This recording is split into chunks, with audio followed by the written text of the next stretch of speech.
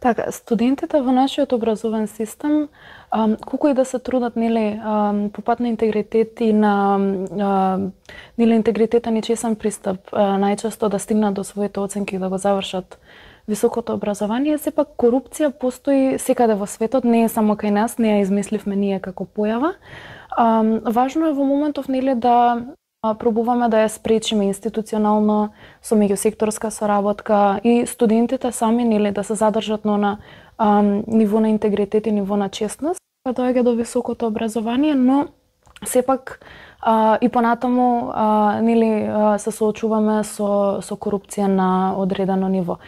Сепак до мене лично не стигнале такви жалби и во својство на делегат во Обединетите нации и во својство на нели представник на организацијата за студенти и средношколци. Така што, но тоа сепак не значи дека нема корупција. Наша работа е, нели, доколку имаме таква дојава како организација, истата да ја пријавиме, онаму каде што треба, а понатаму, нели, да се действува така како што кажав, и институционално и кај нас меѓу студентите, а секако и професорите.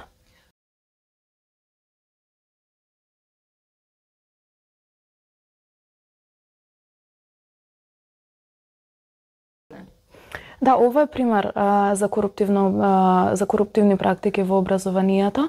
Многу често студентите знаат, нели, да разговараат на оваа тема, дека некаде мора да се купи книга за да се добие потпис или да се положи предмет и слично. Таков случај досега не сум имала јас лично, сепак сум само прва година на правниот факултет, но студенти од други факултети, можеби постарите колеги, знаеле некогаш да спомнат за евентуално некоја таква работа.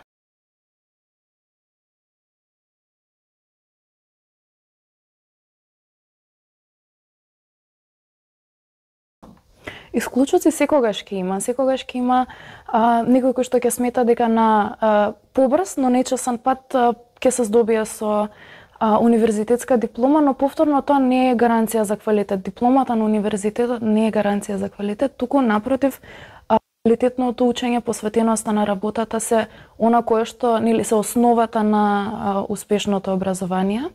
Сепак постојат на социјалните медиуми кружат профили кои што нудат завршување, односно пишување на магистерски и други видови на трудови за студентите.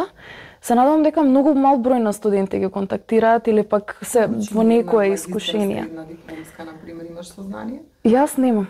Не сум ги разгледала тие теми, бидејќи повторно, нели, како организација мораме да се трудиме да го истакнеме интегритетот кај студентите и да покажеме дека не сите студенти сакаат на лесен пат да завршат високо образование, туку едноставно тоа се некои исклучоци кои што можеби ќе паднат на она што го нудат овие профили на социјалните мрежи, иако повторно тоа во никој случај не нуди квалитет.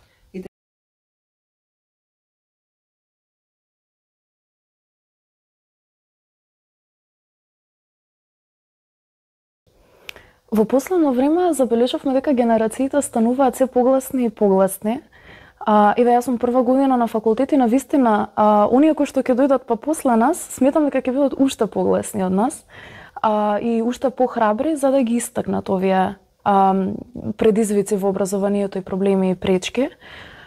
Така што, да, овие неколку години навистина придонесоа студентите да повеќе го кренат гласот за она што ги мачи и оно што им е пречка во образованието, меѓу другото и корупцијата.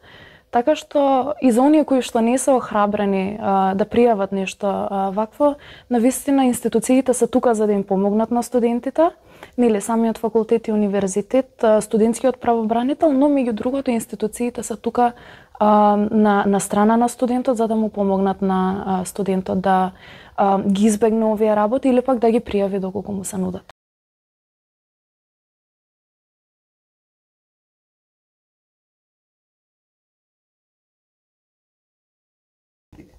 Студентите кои што можеби се соочиле со корупција, тоа може да го пријават најпрво кај студентските правобранители. Сепак тоа се студенти, дел од нас, наши колеги, чија што задача е да ни помогнат на нас како нивни колеги да го пријавиме коруптивните практики.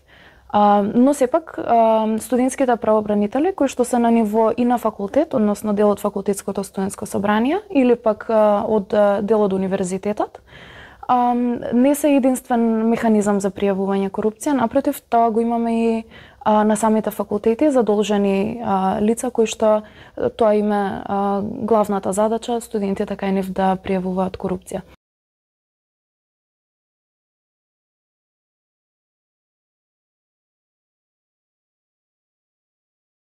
Па се повеќе мислам дека стануваат храбри. Мислам дека веројатно им дошло на сите студенти преку глава, вклучувајќи ме имена од пречки во образовниот систем.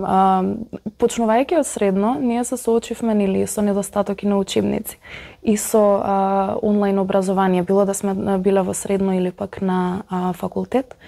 Последниве години само пречки имавме во образовниот систем, така што сите тие фактори придонесоа да сме многу похрабри како генерации, за да дури за корупцијата зборуваме многу погласно.